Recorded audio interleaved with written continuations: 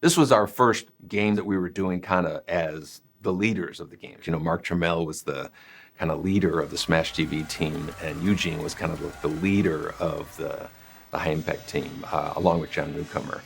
And so this was kind of like our first solo project. I think they have complementary skill sets. We're symbiotic in a way. Certainly in the first few games, it was just like we just knew what the other person was looking for. And I don't know that we ever, I mean, if we had an argument, it certainly wasn't about the work that we were doing. We just seemed to know what the other person was looking for.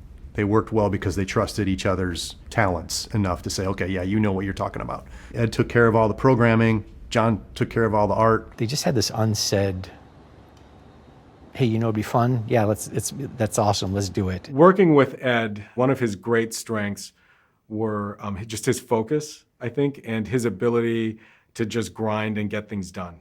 Ed, who was the sole programmer to create that game, in hindsight, was incredible. For one programmer to do all those games is pretty amazing. And his door is always open. He wants to hear new ideas. He's dangerously funny, where it just busts me up at least once a day. He would just crack us up all the time, just his jokes, and he made it easy to work the long hours. John is a really good storyteller. John has a history as a comic book artist.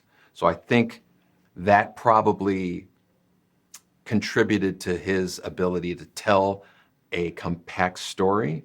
The only story we had was a little paragraph that would play underneath the character doing a kata, but that was enough to really intrigue players. You really gave a shit about it because of the backstory, because about the whole mythology that John Tobias had created. You know, maybe not unlike WWF or something, almost like Star Wars in martial arts. The first game truly was like an expression of just who we were at the time. You know, we were in our early 20s, the stuff that we consumed growing up as kids, and we just threw it all into the game. There was nobody telling us what to do, how to do it.